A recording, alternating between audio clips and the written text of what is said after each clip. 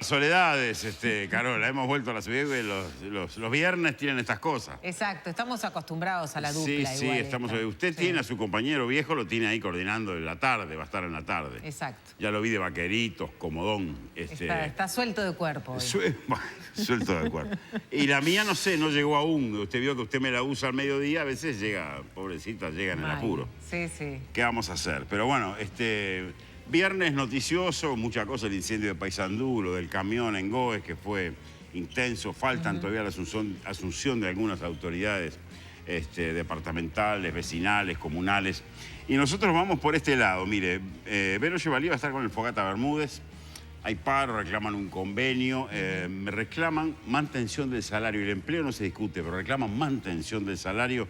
Consideran, es al gobierno a quien señalan, y van a hacer una movilización ahí en Torre Ejecutiva, van directo ahí. Después vamos a tener a la doctora Ivana Duro, que es la presidenta del Comité de Cardiopatía de la Mujer de la Sociedad Uruguaya de Cardiología. Los principales resultados del informe Percepción sobre enfermedades cardiovasculares en las mujeres no lo perciben como una enfermedad cardiovascular y tenemos un número altísimo de muertes por enfermedades cardiovasculares a nivel femenino y no hay una percepción de que eso sea un problema. Están en plena campaña para que sí lo sea y por eso viene hoy acá esta doctora. Después vamos a tener la exposición Médicos Sin Fronteras, historias en tiempos de epidemia. Obviamente en Plaza Cagancha va a estar bueno lo que digan los Médicos Sin Fronteras. Hay algunos líos en algunos lados con los Médicos Sin Fronteras, veremos. Y sobre el final vamos a tener un contacto desde Argentina con el especialista en ciberseguridad, Gabriel Zurdo. Vamos a estar conversando sobre todas estas repercusiones que han tenido en las redes el fallecimiento de Maradona y lo bien o lo mal que nos hace lo que ponemos en las redes, lo que recibimos de las redes. Así que es un panorama interesante de viernes el que les planteamos. Simplemente dejarle ir a almorzar, decirle que esto ha sido la presentación en soledad, como nos acostumbran estos muchachos y estas chicas que huyen así de repente de los lugares donde deberían estar. Pero bueno, Pero bueno, lo vas a hacer bien, vas a arrancar solo el programa entonces. No, ella aparece en algún momento, perfecto. ella aparece. Aparece apuradita, sí, pero bueno, aparece. Así que yo lo que voy a hacer es terminar con el pase correspondiente con usted, saludando al anciano que seguramente está viéndolo y dedicarme al programa. ¿Qué le parece? Para terminar la semana, redondear la semana. Que tengas un buen fin de semana, Nano. Un abrazo. Igual, Carola, beso grande. Chao. Amigos, les cuento lo que les cuento siempre. Industria Uruguaya. Cuando veas ahí en la etiqueta que diga Industria Uruguaya, dale. ¿Por qué? Porque defendés el país y además generás empleo. Queso rallado artesano, naturalmente artesano. Condimentos Hidalgo, productos de nobleza. Bolsas para residuos Herradura, fuertes y resistentes. Y masa madre, sanas delicias para todos los momentos del día. Bueno, Vero Chevalier, me han dejado solo acá. Me han dejado solo. La Tota se tomó el tiempo, Me voy a... lunarejo, como el tornado. Maravilloso, bueno, muy bien. ¿Cómo le va? Bien, Nano, acá Solingen. muy buenas tardes. Usted nunca está solo. Solingen, como dice. No, nunca está solo. Primero... A mí me siguen algunos demonios. Primero porque Maggie Correa... ¿Y alguien más? Le decía que Maggie Correa, primero que está siempre, en cualquier momento llega. Y estoy yo, y está toda la audiencia y todos ahí en piso para acompañarle. Eso los demonios me dejó preocupada igual, le debo decir.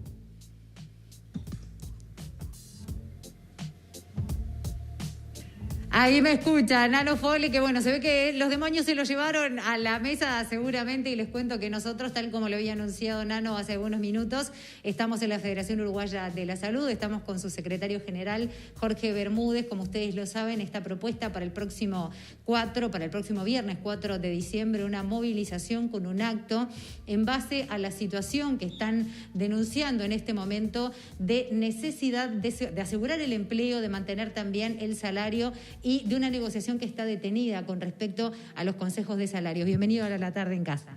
¿Cómo le va? Permiso. ¿Cómo le va? El placer es mío estar en el programa. Empecemos por cuál es la situación que lo lleva a tomar esta decisión, como decíamos, para el próximo 4 de diciembre.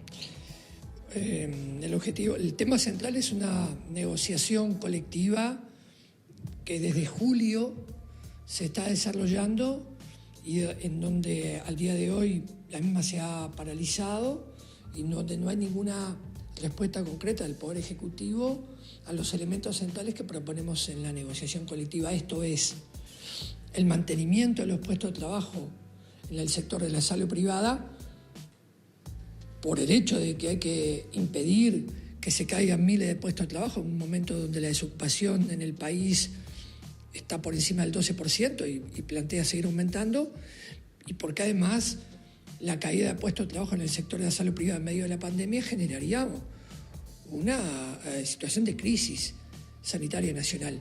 Igual hay instituciones como el CASMU hoy que tienen 400 trabajadores en seguro de paro, lo cual nos parece realmente un disparate. ¿Tienen una evaluación de más o menos cuántos trabajadores podrían ver peligrar su fuente de ingresos justamente si no se llegara a este acuerdo? Los trabajadores del sector en su totalidad son cerca de 50.000. Afiliados a la Federación Uruguaya de la Salud tenemos más de 30.000. Es decir, en números gruesos. Es una cifra importante de trabajadores de distintos sectores de actividad. Entonces, esta situación generaría además del tema de los puestos de trabajo el tema del salario. Nuestra propuesta al gobierno ha sido, en un convenio de 2 años de duración, que se mantenga el salario de los trabajadores de acuerdo a lo que es la evolución de la inflación, es decir, que el salario empate la inflación al final del convenio. Ese planteo, que al comienzo pareció tener buena respuesta de parte del Poder Ejecutivo, hoy no la tiene. Y por lo tanto, realmente el martes, cuando fuimos a Torre Ejecutiva, cuando se habló de las medidas que el gobierno va a tomar para el aumento de los test, del seguimiento, del hilo epidemiológico, lo que son testeos también a los trabajadores de la salud para evitar de alguna manera lo que puede ser consecuencia de un contagio masivo de trabajadores del sector, que por ahora no se ha dado, etcétera. Todo eso nos parece muy bien. Ahora, junto con eso hay que atender estas dos situaciones. Si tenemos un desempleo alto del sector, vamos a tener una situación crítica a nivel sanitario. Pero además, si no sostenemos salarios en el sector de trabajadores que ganan muy poco, yo le doy el ejemplo, una auxiliar de enfermería que ingrese hoy a trabajar en una institución con antigüedad cero, ingresa hoy, ganaba por mes 28.000 pesos nominales. Igual hoy en el sector hay salarios de hasta más de 1 millón de pesos por mes de los gerentes, y algunos sectores de especialidades médicas ganan entre 400 y 600.000 pesos por mes. Es decir, hay un profundo desequilibrio en un sector que mueve al año 2.500 millones de dólares. En total, 9% del Producto Bruto Interno para el sistema de salud. Este sector en particular, 2.500 millones de dólares al año. Por lo tanto, nosotros entendemos... O sea, usted manifiesta que tienen espalda para afrontar lo que sería esa propuesta. Pero además la propuesta va complementada con que el Poder Ejecutivo sostenga las cápitas que perciben las instituciones todos los meses, es decir, el dinero que el Fondo Nacional de Salud les otorga a las instituciones por la cantidad de afiliados que tiene. Esto es vía extensión del seguro paro o directamente sosteniendo esos valores. O sea que todo estaría cubierto desde el punto de vista de las instituciones. Eso a cambio de no despedir trabajadores por motivo de reestructura en el primer año del convenio. Nosotros hablamos de un convenio de 2 años, desde la firma del convenio durante 12 meses, que no se envíen trabajadores a seguro de paro. Y en el segundo año del convenio, al finalizar el convenio, un correctivo que realmente corrija la evolución de la inflación y pronosticada y la real. Y eso haga que se corrija la inflación real y, por lo tanto, se sostenga el salario de los trabajadores del sector. Usted manifestaba que en este momento el diálogo con el gobierno está detenido en ese aspecto, pero sí están hablando acerca de una llamada que esperan para destrabar la negociación. En caso de que eso se produjera, ¿podría llegar a desactivarse esta medida del 4 de diciembre? Nosotros lo que, en realidad, parece, lo de la llamada parece como cuando llamaban a Batman, ¿no? Entonces no es la batiseñal. Yo creo que tiene que haber una señal política del gobierno, si quiere destrabar la situación, y convocar. Yo justamente hoy lo decía con el programa de Nano Fole en la radio, de que no es y después de la movilización que, sino es antes de la movilización que, si el gobierno quiere, lo que puede hacer es convocar al ámbito de negociación colectiva, el Consejo de Salarios, para conversar. No es lo mismo llegar a una movilización con una negociación funcionando e incluso tal vez con un acuerdo. Yo no soy el que voy a suspender o no una movilización. Allí se tiene que reunir por lo menos el Consejo Central de FUFU, que fue quien tomó la decisión de convocar esta movilización, de profundizar la lucha, ya que desde julio venimos movilizándonos, y evaluar la situación. Ahora, lo que hoy hay arriba de la mesa es nada. Lo que hay es una negociación estancada por la voluntad política del Poder Ejecutivo, nadie más que por otro. Por lo tanto, es el propio Poder Ejecutivo el que nos tiene que convocar. Por eso decimos que el martes concurrimos a una muy buena reunión, pero sin embargo el tema de los puestos de trabajo y el salario está sin respuesta. Por lo tanto, entendemos que el Poder Ejecutivo nos ha dado la espalda. A eso vamos a Torre Ejecutiva, no vamos a otro lugar. Vamos a Torre Ejecutiva para manifestarle esta situación al Presidente de la República y al conjunto del Poder Ejecutivo. Eso mismo le iba a preguntar. ¿El cronograma entonces para ese día comienza entonces con una concentración? Sí, va a haber en el caso de Montevideo un paro de 8 a 15 horas con concentración a las 9 en el Obelisco de Montevideo, todo el país hacia Montevideo, y de allí movilizándonos hacia la Torre Ejecutiva, en donde sobre las 11 de la mañana realizaremos un acto con la mayor de las precauciones, con el mayor de las medidas, con tapaboca, con lo que son las normas establecidas incluso por nosotros junto con el Ministerio de Salud Pública en cuanto al cuidado, en torno al tema de lo que es evitar cualquier situación de afectación de la salud en el marco de la pandemia, pero con una decisión firme de que, tiene que haber respuesta, porque de lo contrario es dejar un convenio colectivo sin finalizar, algo que nosotros nunca vimos, ni en los peores momentos vimos que o no había negociación colectiva o había y terminaba en algo que nos gustara o no, terminaba. Esto es como una película donde el final todavía no apareció y estamos de vuelta casi en diciembre ya, ¿no? Usted manifestaba que quedaron conformes con estas medidas que anunció el gobierno, por ejemplo, entre ellas los test que se van a realizar a los funcionarios de la salud, entre otras. No quiero perder la oportunidad de preguntarle cómo ven esta situación que en Uruguay nos lleva en este momento a tener más de 1.000 casos activos de COVID-19. ¿Cómo está justamente el sistema de salud en cuanto a su perspectiva para afrontar lo que podría ser una escalada de casos? Bien, yo no soy un especialista en la materia, soy un simple trabajador de la salud. Ahora, tanto de quienes nos asesoran como lo que uno ve, escucha, intercambia, la reunión del martes también fue una reunión de intercambio. Hoy por hoy, Uruguay lo que debe es cuidarse de lo que son, sobre todo las situaciones que se van a dar en torno a la movilidad a lo ancho y largo del país, con respecto a las fiestas de fin de año y con respecto a el propio verano. Incluso la llegada de uruguayos del exterior que van a tener que pasar por una serie de controles justamente porque vienen de zonas que tienen una situación mucho peor en materia sanitaria con respecto a la pandemia. Todo indica que Uruguay hoy no tiene un nivel de contagio que haga hoy peligrar el sistema sanitario, en parte por las medidas tomadas por el Poder Ejecutivo desde el comienzo, en parte por una fortaleza que tiene el propio Sistema Nacional Integrado de Salud y en parte porque Uruguay, por su propia composición demográfica, no tiene grandes urbes.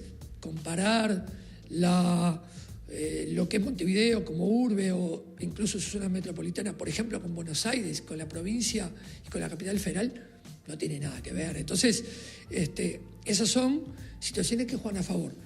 Por lo tanto, nosotros no es un contrasentido, ¿no? Es decir, nosotros visualizamos como acertadas las medidas del gobierno en materia sanitaria. No hay duda de eso. Y hablamos de nuestro compromiso y redoblamos nuestro compromiso.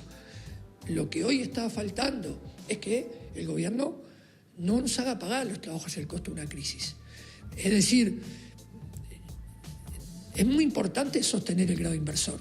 Ahora, pero sostener el grado inversor a caballo de que la crisis lo paguen los trabajadores y particularmente los trabajadores de la salud privada es un concepto político que no compartimos, que nos parece equivocado y que, lo que lleva es a esta situación de inconformismo justamente en un sector en donde a los trabajadores de la salud hay que cuidarlos más y hay que, dar respuesta a su problemática en función de que si va a haber pérdida salarial con ya salarios muy bajos, vamos a tener un trabajador de la salud con salarios miserables combatiendo la pandemia. No es el mejor escenario. Bermúdez, justamente usted lo decía, esta situación de no encontrar una salida en el corto plazo podría llegar a provocar medidas de repente mayor alcance, lo cual, como usted lo decía, en el momento tan delicado que estamos viviendo y con la necesidad de siempre, pero acrecentada por la emergencia sanitaria de la atención de la salud, puede llegar a preocupar. A mí no me gusta adelantarme a nada. Yo soy de los que miro atentamente la realidad y a la hora de tomar una decisión la pensamos mucho y por lo tanto hay que dar todos los elementos encima de la mesa. Hoy estamos hablando de una movilización del 4 de diciembre, hoy estamos hablando de que si el gobierno nos quiere convocar, que nos convoque ahora mismo y nos sentamos a conversar, y prefiero ubicar la perspectiva en estos dos escenarios o en estas dos variables, la conversación y la movilización. Y trabajamos para la movilización, pero trabajamos para la negociación también. Por lo tanto, yo prefiero esperar eso, no adelantarme a ninguna afirmación. El conjunto de la federación lo tendrá que evaluar. Así que, tiempo al tiempo, lo que sí decimos es, de julio a casi diciembre ha pasado un montón de meses. Esto se podía haber arreglado mucho antes. Así que, quien tiene la palabra es el Poder Ejecutivo y es quien esperamos que nos convoque a una negociación, salvo que quiera ir a una confrontación. Yo creo que sería también equivocado que el gobierno intentara medir fuerzas con los trabajadores en medio de la pandemia. Fuera de lo que es el tema salarial y de empleo, que es lo que justamente está provocando esta movilización del 4 de diciembre, y volviendo a las medidas propuestas por el gobierno para la atención de la salud de quienes son funcionarios de la salud. Más allá de que usted decía de que fue una reunión positiva y que están de acuerdo con lo planteado, ¿consideran que es suficiente o en ese intercambio o alguna propuesta de su parte para ampliar esas medidas? El Poder Ejecutivo plantea el desarrollo de test serológicos a los trabajadores de la salud, que son test en sangre, para determinar la posibilidad que existan trabajadores contagiados de COVID y por lo tanto intentar, como decía al comienzo de la conversación, evitar que se extienda la enfermedad entre el equipo de salud. Por lo tanto, esa nos parece una medida acertada. Por lo que se nos ha dicho, todavía esos test el número es insuficiente para abarcar a toda la población y tal vez eso se ubicaría inicialmente en los trabajadores que están en el contacto directo con el paciente. Nos parece una medida acertada, nos parece una medida lógica. Después hay otras cosas que se manejan, como que la vacuna va a estar a mitad de año. Eso nosotros no lo sabemos, no lo podemos saber. Se dice... Nosotros no somos quien para negar la posibilidad, ojalá que eso fuera así, pero hay que probar muchas cosas, ¿no? En el mundo está discutiendo el alcance de las vacunas, incluso el tiempo de inmunidad que puede tener esa vacuna. En fin, estamos ante una realidad nueva, no conocida, que creemos que es parte de una situación que hace tiempo se viene degradando la biodiversidad en el mundo, los incendios en el Amazonas, los deshielos de los casquetes polares, la desaparición de especies. Es decir, hay que pensar la realidad del planeta, que esta pandemia no escapa a esa situación. Pero no pretendemos hacer filosofía barata, es una preocupación que realmente también tenemos. Ahora, sobre las medidas que el gobierno ha tomado, entendemos que son correctas y, por supuesto, el apoyo de la Federación Uruguaya de Salud, que ha estado desde el primer momento, desde el 13 de diciembre, porque estamos haciendo lo que tenemos que hacer, que es atender la salud de la gente, antes de la pandemia, durante la pandemia y cuando la pandemia termine. Así que en ese camino estamos y por eso nos parece que es ingrata la posición del Poder Ejecutivo. No es una posición que ayude, es contraria a toda la seriedad que pone en las otras tomas de decisiones, y por lo tanto vamos a la movilización del 4 de diciembre porque nos empujan a ir. Así que si el gobierno cuando quiera nos convoca para conversar y conversaremos. Jorge Bermúdez, entonces secretario general de la FUS, muchísimas gracias y estaremos atentos a novedades sobre eso. Muchas gracias a ustedes. Si no tienen alguna pregunta desde estudios, si les parece, volvemos con ustedes. No mande saludos nomás a Bermúdez de nuestra parte. Ahora ya somos dos acá. Apareció. ¿Cómo le va? Muy bien, en las corridas, Fole, como siempre. A las corridas. Pero usted es llegadora. Sí. ¿Tenemos música?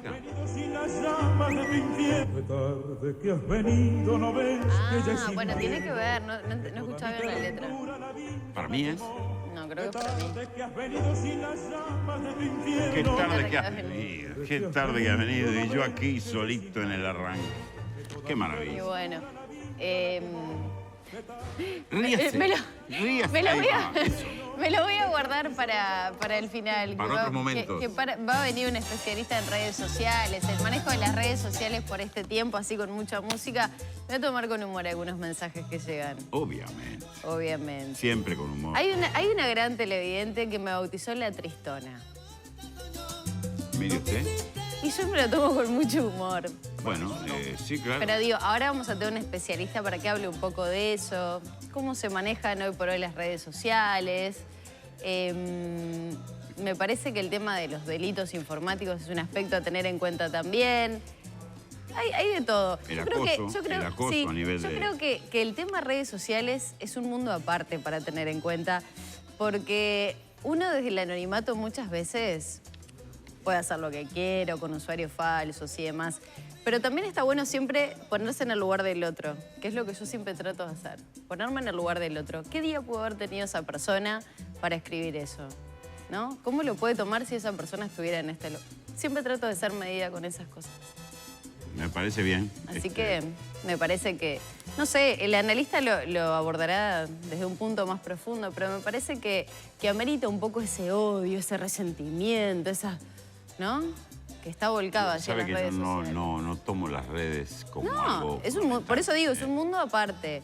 Pero está bueno saber cuánto se vuelca de lo que somos a ese submundo. Tenemos un amigo que va a analizar lo que surgió de la muerte de Maradona en las redes, ¿no? ¿Sigue habiendo música?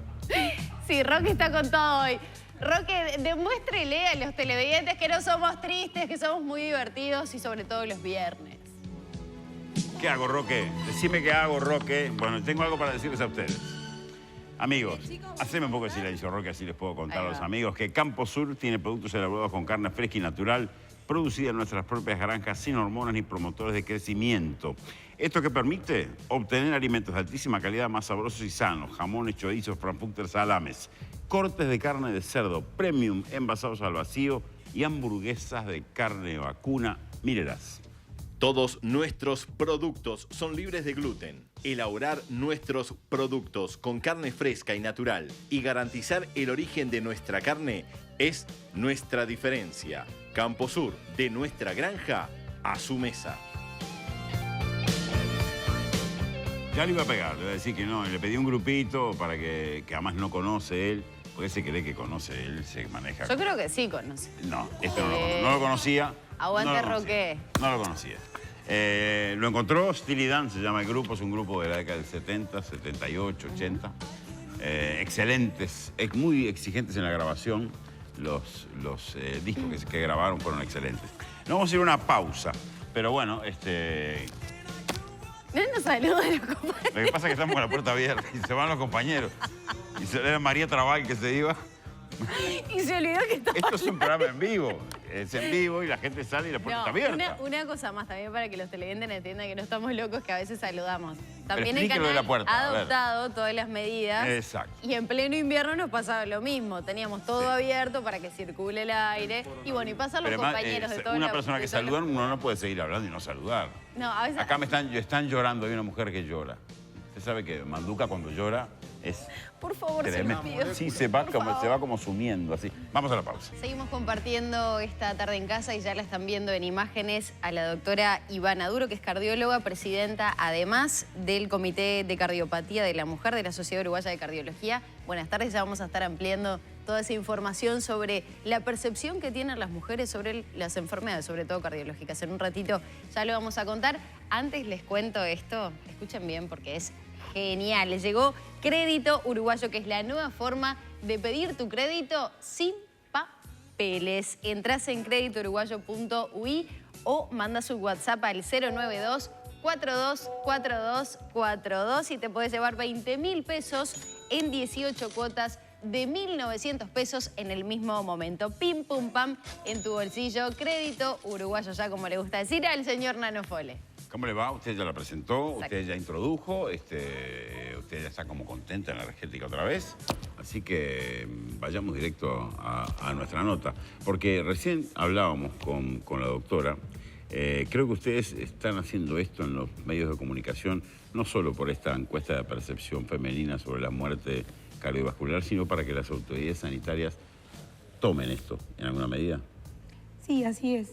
O sea, desde el Comité de Cardiopatía de la Mujer, que es de la Sociedad Uruguaya de Cardiología, que es una sociedad científica puramente, hemos estado trabajando desde el año 2013 más o menos sobre esta línea de la enfermedad cardiovascular en la mujer y hemos estado en varias puntas, hemos llevado varios hilos de trabajo. Uno es con la mujer en sí misma, con la mujer uruguaya, y otra es con los médicos, con el personal de salud, y otro punto que no debe faltar son las autoridades sanitarias, porque para promover en salud y para mejorar esta realidad que hemos recabado de estas encuestas que hemos realizado. Que no es buena la realidad. Ahí está. Necesitamos también el apoyo de las autoridades sanitarias.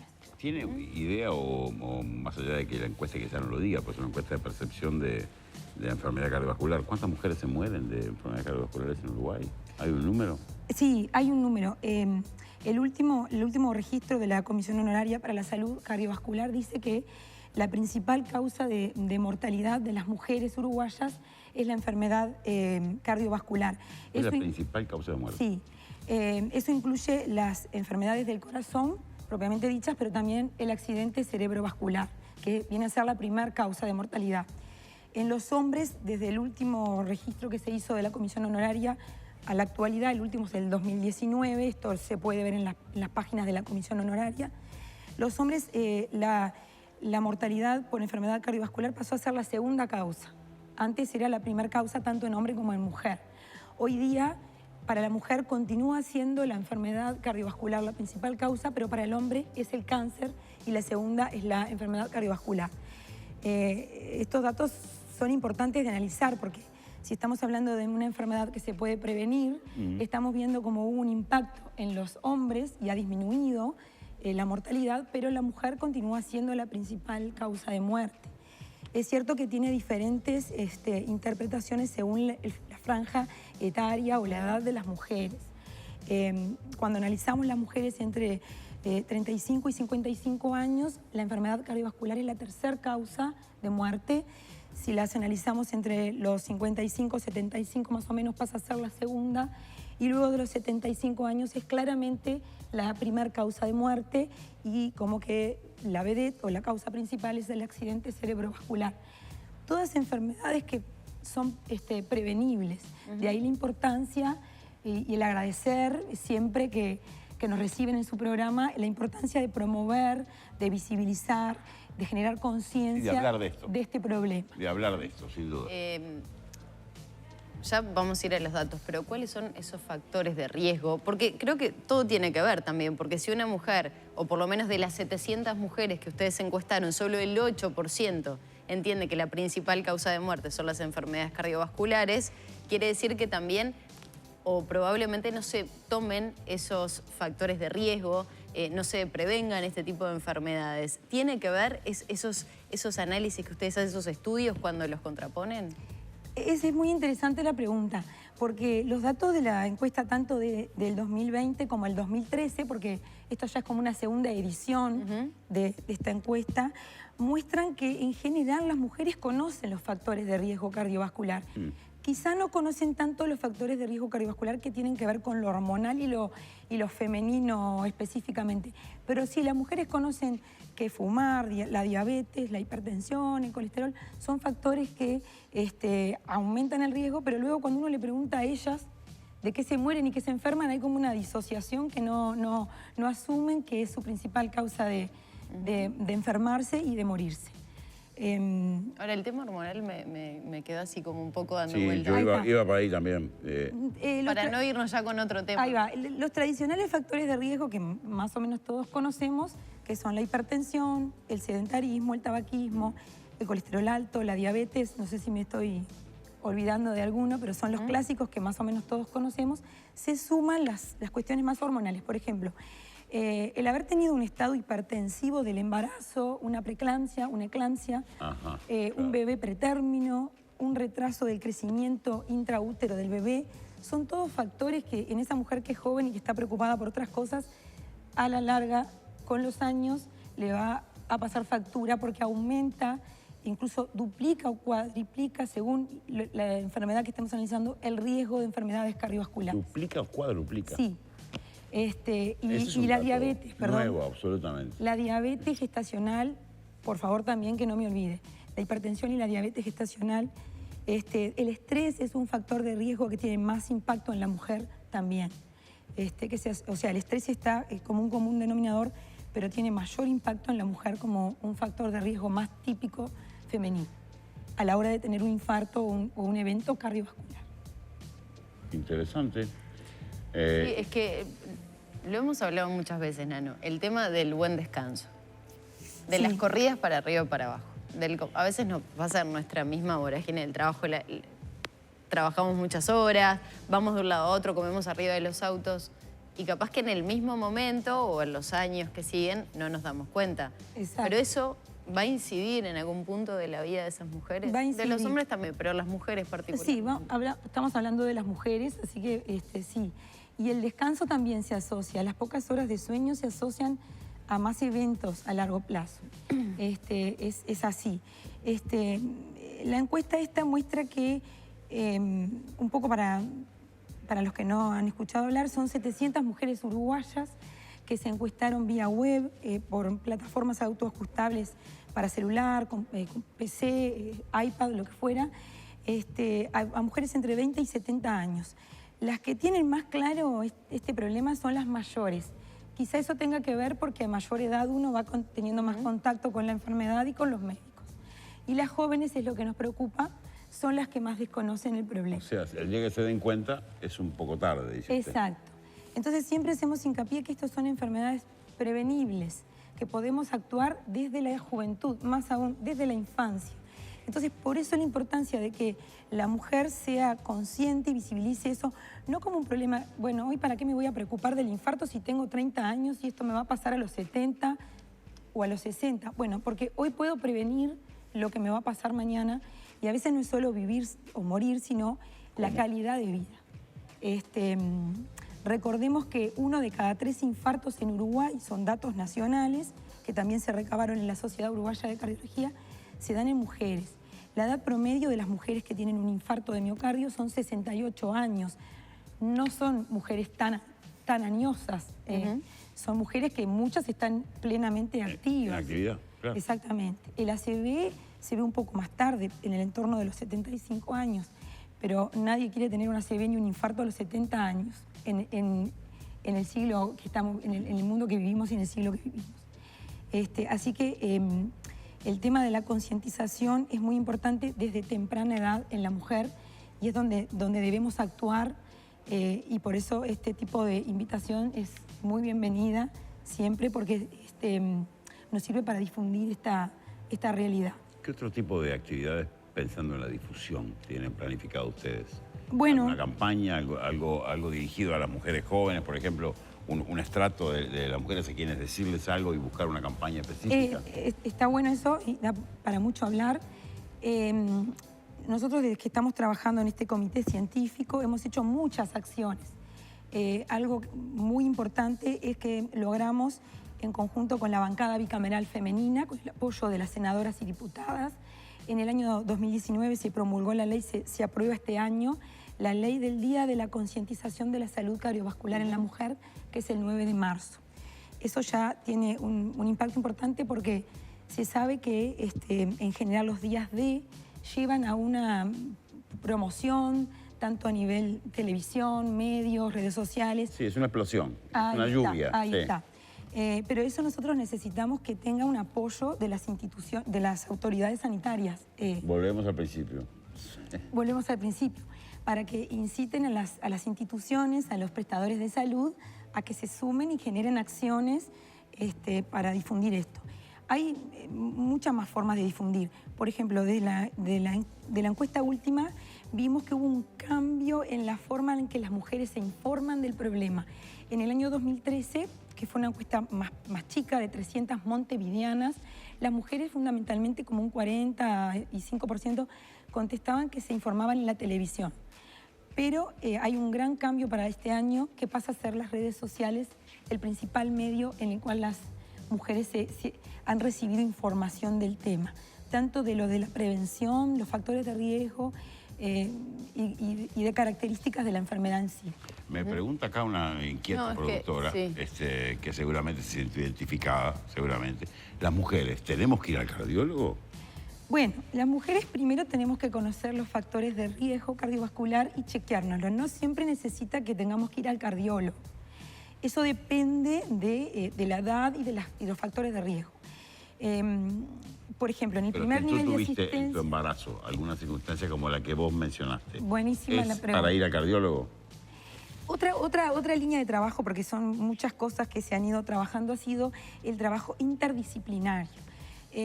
La medicina ha venido intentándose volver a lo multidisciplinario y al médico de familia y a nuclear al individuo como un todo, no verlo como por pedacitos.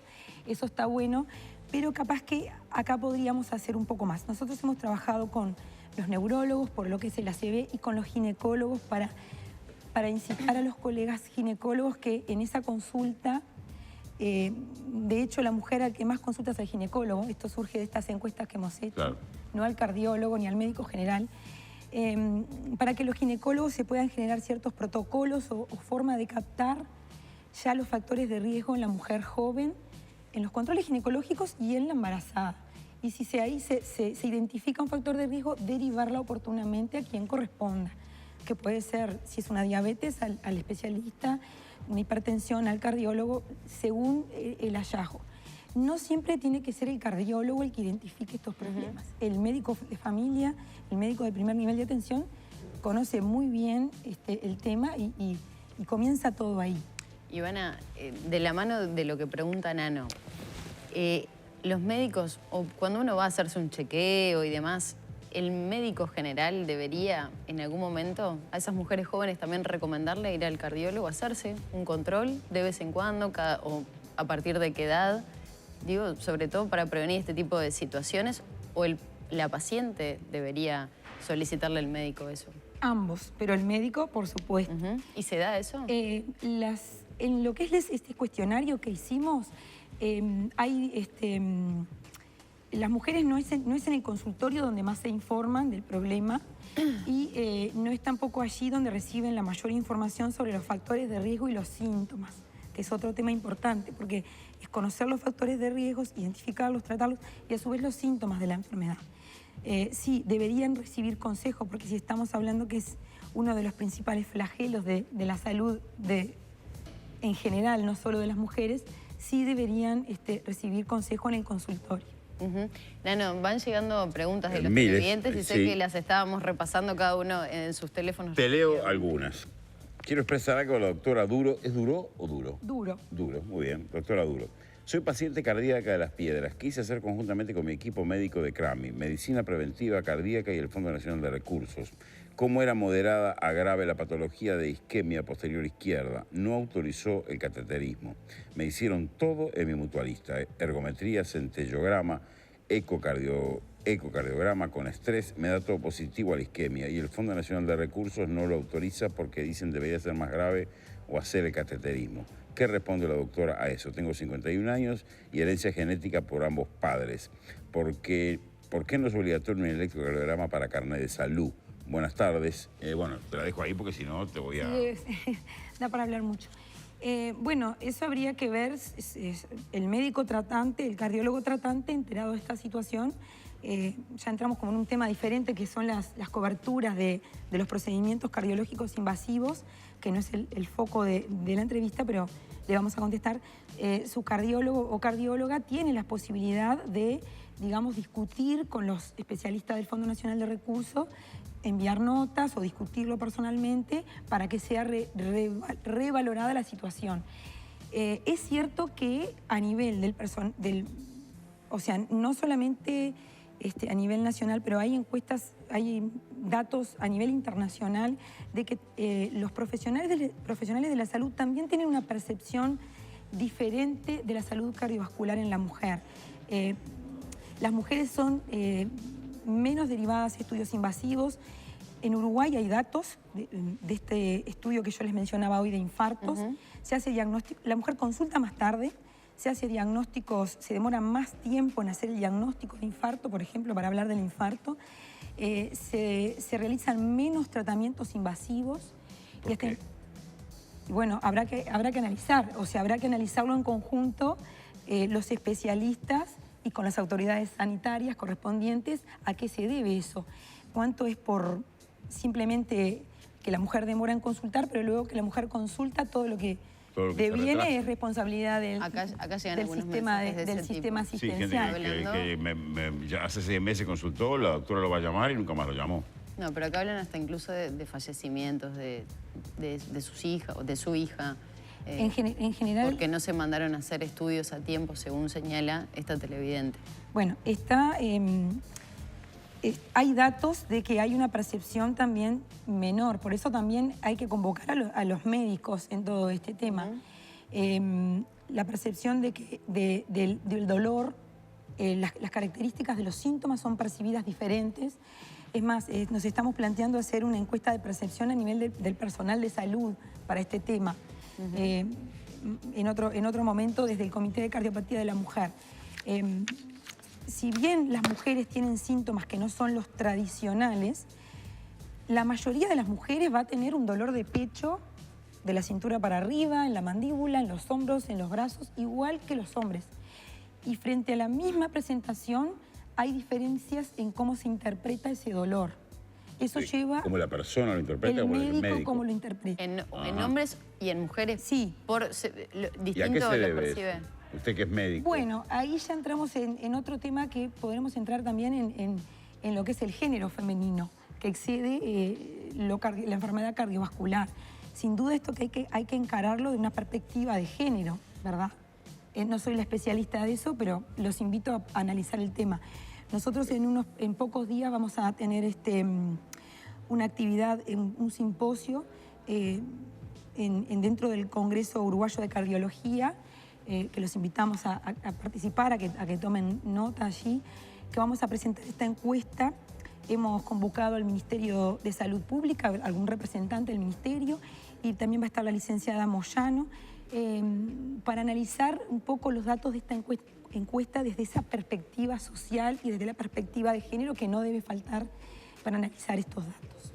Muy bien, doctora. La verdad que ha sido un placer. Quedan muchas consultas de los que una cortita. Dale. Soy Verónica de Punta de Manga. Mi madre hizo un derrame cerebral por hipertensión. Tenía 54 años. Yo soy hipertensa y tengo 46. ¿Es hereditario? Sí, la hipertensión arterial tiene un componente importante genético y también ella tiene que estar alerta. Sí. La hipertensión es un asesino silencioso, como la diabetes. Uno no lo está viendo, pero desde temprana edad comienza a hacer daño a nivel de las arterias, del sistema vascular, del cerebro, corazón, riñones, todo el sistema cardiovascular, y ese daño cuando se manifiesta es demasiado tarde. Solemos subestimar la importancia de los controles de la presión arterial, la adhesión a las dietas, a las medidas de prevención Y sin duda, esta paciente que tiene el antecedente de la hipertensión en su mamá y el accidente cerebrovascular está en un riesgo mayor y debe autoexigirse y exigir cifras de presión arterial adecuadas a su situación. Es muy común que la gente en el consultorio diga, mi presión normal es 15/9. Entonces uno corrige y dice, esa es su presión habitual, pero eso no es normal. Claro. Qué bueno, ir al médico es maravilloso. Habitual, normal no, usted no Esa es es su normal. presión habitual, pero eso no es normal. Y eso se ajusta a cada persona. Claro. Maravilloso. Doctora Ivana Duro, un placer. Lástima que la cardiología nos sacó una periodista de radio. Esa voz en radio hubiera sido espectacular. La voz ronca femenina no tiene igual en Bueno, radio. gracias. Pero bueno, la cardiología nos robó una colega. Bueno, siempre se está a tiempo. Siempre. Bueno, sí, pero no. Y siempre vos hay la que ves darle- haciendo radio, y ahora no. siempre hay que darle Mejor espacio que a las mujeres. siga haciendo cateterismos cardíacos. Ve un que es lo que corazón y se hace. distrae. No, imposible. Ya no la tenemos más. Pero como columnista capaz que sí. Ah, bueno. La puedo llevar a su Usted es un programa como optimista, columnista. usted es un optimista. Siempre. Bueno, muchas gracias por Un la placer. invitación. Un Un placer, placer. Muchísimas gracias. Placer Les es cuento mío. que Laboratorios Abies presenta colágeno dúo Abies. Colágeno tipo 2, UC2, no desnaturalizado, más L-carnitina Carnipure, una fórmula de Laboratorios Abies con el respaldo de Lonza Suiza. Un doble aporte que permite la reconstrucción articular y la recuperación de la masa muscular. Una sola toma al día es suficiente. En Uruguay, Laboratorios Abies produce medicamentos naturales en su planta farmacéutica con los mismos estándares de los laboratorios farmacéuticos tradicionales. Abies, natural con calidad farmacéutica, presente en todas las farmacias del país. Lo acabas de ver. Presta atención a la recomendación del chef número 1 del Uruguay, Sergio Puglia, y usa queso rallado artesano. ¿Por qué? Rico, sabroso, bien sazonado, fino o en hebras, apto para celíacos. En todas tus comidas, queso rallado artesano. El mejor queso rallado se llama ¿cómo? Queso rallado artesano, presente en Jean, tienda inglesa, macromercado, Disco, Devoto y los mejores comercios de plaza. artesano.com.uy. Es en Plaza Cagancha. Ella está con un tapabocas de lunares. Buzo rojo. Debe estar al aire libre. En una jornada espectacular. En una jornada espectacular, le diría que al sol incómodamente, pero la Plaza Cagancha tiene una flora interesante ahí como para Por las escabullirse ondas. debajo. Divino. Desde un bananero, desde un viejo bananero, hasta... Rocky hoy está Vero, para que vos sepas, no sé si estás escuchando, está sonando Chiquititas. Previamente en la pausa estuvo sonando Rebelde Way. No sé si te suena. Ahí está. No haga Pará, papelones en la plaza. No. Yo lo que quiero es que me hagas la coreografía del Chufachá. No me la acuerdo, no era de mi época, yo soy de mucho, ¿cómo era? Chiquitita. Ayúdame vos, Maggie. Claro, sí. No es de mi época, yo con mis tantos, no llegué, lo mío era Yuya, era Flavia, era Nubeluz, esto ya es demasiado pro para mí. Lo dijo el Somos psiquiatra. bastante Perdónenme, está pero divina. lo dijo el psiquiatra de Gach. Nos estamos yendo a la banquina. Por favor. Es eso, es eso. Dejemos los bailes para Ahí otra tenés, oportunidad ahí tenés. mejor, porque... Ah, esta es la mía, pará, tampoco me acuerdo, pero ¿cómo era?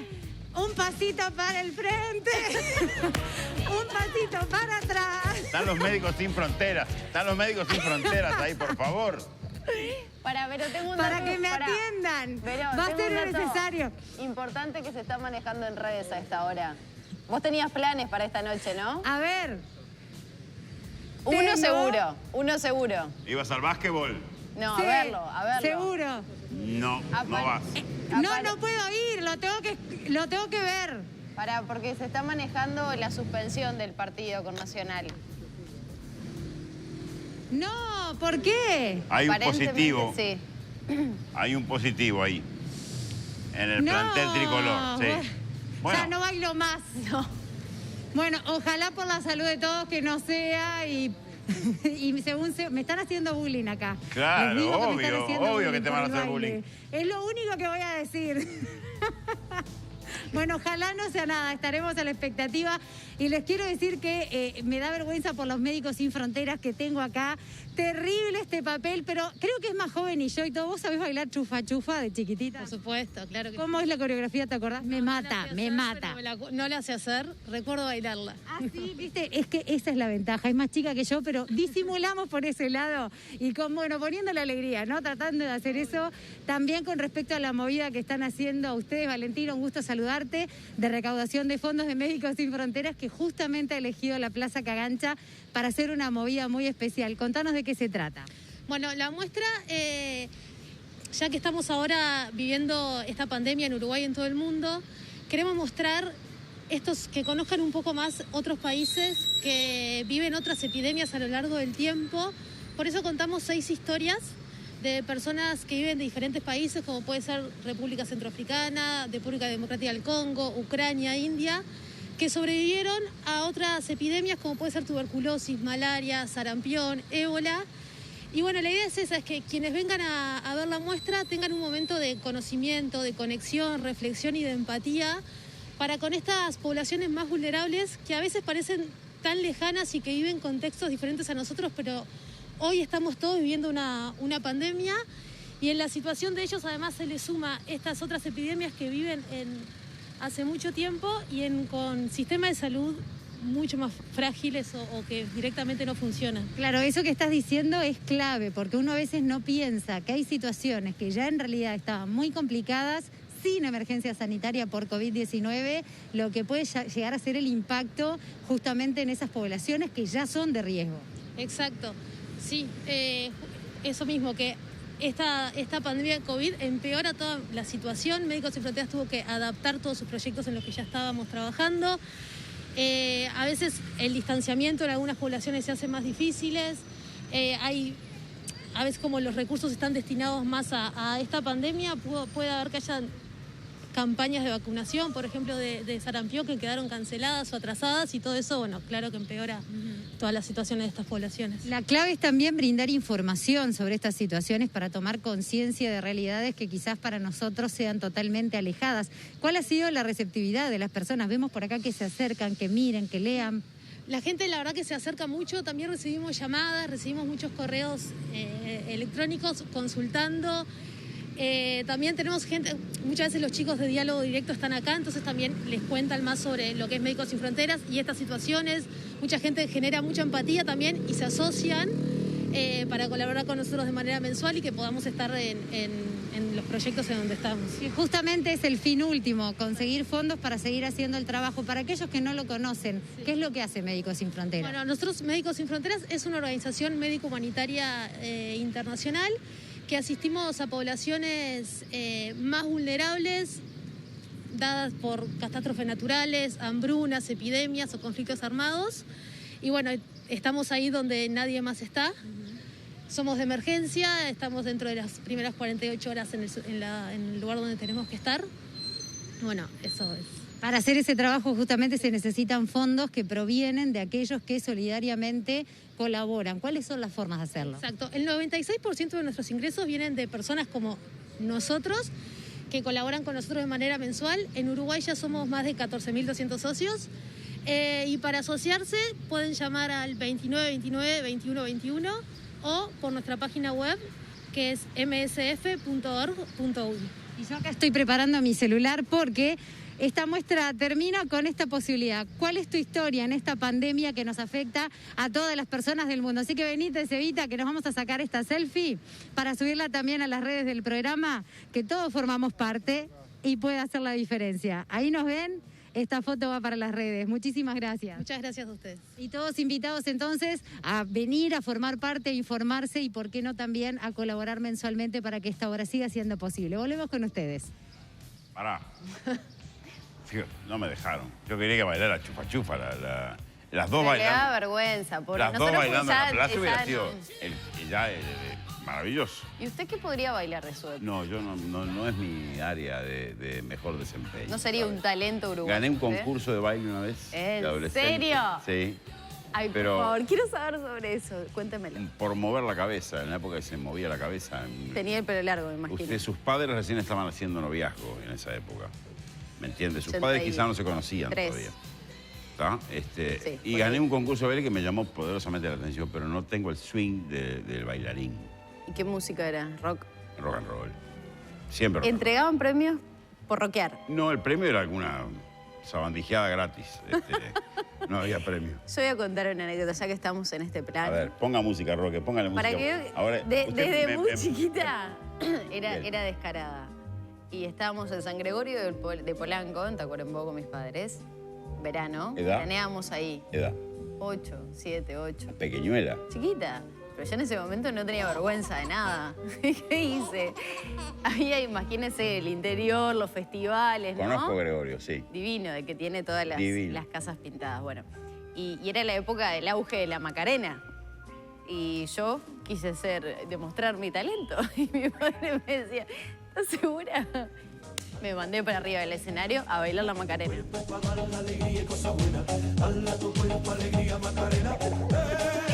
lo juro. Lo hice y mis padres del día de hoy no lo pueden creer. 8 años. Vamos a hablar de talentos de verdad. Eso es un talento. ¿Sabe cuál es su talento? El coraje. Sí. El talento no es solo bailar bien, el talento es el coraje. Gracias por compartirlo. Bueno, y usted también. Lo que pasa es que usted no se anima a hacer la rockeada. No, yo ya perdí la vergüenza, se me cayó en una esquina, nunca más la pude encontrar, la busqué, se me cayó de noche, entonces no la pude encontrar más. Bueno, lo que sí le voy a pedir a mi amigo Roque, que está muy atento siempre, es que suba la música bien fuerte, porque, atención a ustedes televidentes, el próximo lunes, hablamos en 3 días nada más, llega la 6ª y última semifinal de Got Talent Uruguay. Llega una nueva gala en vivo y en directo con los mejores talentos del país. ¿Y la decisión de quién es, Nano? De vos. Tuya, es tuya. Sí, vos podés elegir votando ya mismo por mensaje de texto al 7020 con el nombre de tu participante favorito. En esta semifinal, y allí ya lo están viendo, participan Aldana, Paul Turman, Mauro Damisa, compañía de tango Julio Sosa, Manuel Argimón, Agus y Nico, Mariana Bors, de Let's Group y Álvaro Sánchez. ¿Cómo tenés que hacer para darles tu voto? Mandando un SMS con el nombre de tu participante favorito al 7020, con el nombre como lo estás viendo allí en esa placa. Sí, solo el nombre de tu candidato, la palabrita así como la ves escrita en la pantalla. Votá ya mismo a tu favorito porque en las semifinales de Got Talent Uruguay vos sos el jurado, la decisión es tuya. ¿Sabe quién vamos a tener en cualquier momento acá? ¿A quién? No a un ejecutivo de televisión que nos explique el éxito de Got Talent desde el punto de vista televisivo. Vamos a tener a los obreros, los que laburaron, los que están atrás de cámara, desde el productor general hasta el director de arte en escenografía. Me encanta. ¿Cómo se hizo Got Talent? Es una promesa para ustedes. En cualquier momento lo vamos a hacer en una especie de mirada interna de cómo se hace un gran programa de televisión hecho por compañeros como los que están acá. ¿Y perdió Recoba o ganó Aldo? Ganó Aldo. Pero perdió Recoba. Creo que ganaron los dos. Es divino. El bolso tenía que ser maravilloso. Bueno, muy bien, vamos a la tanda antes que me peguen el alarido, ese alarido. ¿Sabe que estoy sordo este oído, no? Hágale caso. Vamos a la pausa. Bueno, y vamos a ir al contacto, vamos a ir a la Argentina a hablar con un especialista en ciberseguridad, Gabriel Zurdo es el nombre de él. Obviamente nos motiva la trascendencia que ha tenido en un país muy complicado como está la Argentina, después de 8 meses de pandemia que seguramente afectaron la salud mental de todos, igual que acá. Psicológicamente estamos todos en alguna medida en jaque, podríamos decir. Y además, en un país como la Argentina fallece Diego Armando Maradona, lo que motivó que en las redes hubiera un impacto realmente digno de relieve, de ser mensurado en alguna medida, en un poco tiempo como vamos a tener, Zurdo, que lo estamos viendo, pero sí nos gustaría un análisis suyo en primera instancia, como experto en ciberseguridad, de lo que surgió en las redes a partir de la muerte de Diego Armando Maradona. ¿Cómo te va, Nano? ¿Qué decís? Bien. Muy bien. A ver, nosotros lo llamamos un altar digital. Lo que se produjo fue un altar digital en donde la gente, como decías, después de 8 meses de estar atados a lo que llamamos el grillete digital, hoy en Argentina y en la región, te diría, hay más dispositivos electrónicos que integrantes de la familia, por lo menos en familias promedios constituidas normalmente. Sí. Y lo que está pasando es un fenómeno que llamamos hiperconectividad, a partir de por lo menos 15 de febrero, nosotros empezamos a medirlo desde Medio Oriente hacia acá, en donde tenemos alguna operación, esta sensación de alucinación invertida. La gente empezó a permear la vida a través de la pantalla, de la interacción, desde comprar una pizza hasta, como nos dijo un funcionario público en la Ciudad de Buenos Aires, en el ámbito de la Ciudad de Buenos Aires, tengamos sexo virtual ante la imposibilidad de estar transitando por la calle y en contacto con personas físicas. En el medio, estudiar, ir a trabajar, asistir a la universidad y multiplicando la capacidad de conexión. La infraestructura tecnológica en Argentina resistió y hoy por hoy el fenómeno en el que terminamos desencadenando es que a partir del momento que se conoce la noticia del fallecimiento de Diego, se produce una escalada de interacción y de hiperconectividad, como decía antes, que lleva, por ejemplo, a que en la primera hora de aparecía la noticia, se registren 3 millones de tweets en solo una hora, o 70 millones de interacciones de usuarios en Facebook, o más de 150 millones de posteos, interacciones, comentarios y demás con Instagram. Imponente. Importante, impresionante. Yo creo que nosotros estamos convencidos que tiene mucho que ver con lo que decía al principio, la habitualidad con que estamos tomando, y hablo de alguna estadística de Argentina, 50% de los argentinos en edad, en mayoría de edad y en actividad laboral, reconocen que lo primero y último que ven y tocan cuando se levantan y se van a dormir es el teléfono celular. El 75% de los argentinos, de una muestra de 3.000 personas a las que le preguntamos por qué cosa aceptarías llegar tarde al trabajo y tener una sanción, una medicación, los documentos, dinero o el teléfono, 75% dijo el teléfono. 24% de los argentinos dice que no resisten contestar el teléfono, o por lo menos mirar cuando están en un acto religioso, una iglesia, un templo, lo que sea, y entre el 12 y el 14, si se trata de hombres o mujeres, no resiste durante un acto sexual atender una notificación de audio en algún momento. Entonces, esto te explica lo que nosotros definimos, tanto tecnológicamente como sociológicamente, una escalada que hubo durante la cuarentena de 70% de la comisión efectiva de ciberdelitos, y que en situaciones como la del fallecimiento de Maradona se explica la masividad con la que la gente se volcó a expresarse a favor y en contra, porque esto también ocurrió. Te diría, Nano, que otro hallazgo o algo que nos llamó poderosamente la atención fue la utilización de WhatsApp como vehículo catalizador de los sentimientos de la gente. Es decir, se achicó el recorrido entre la capacidad de raciocinio y la acción de digitar con las huellas dactilares. Entonces, experimentamos con herramientas de medición que la gente cambió postear información tradicional, que seguramente muchos de los que nos ven y escuchan normalmente interactúan con el grupo de la escuela, de WhatsApp, ¿no?, de fútbol, de la universidad, del liceo, de donde sea, a interactuar plena y constantemente con situaciones relativas a Maradona, con un corolario final.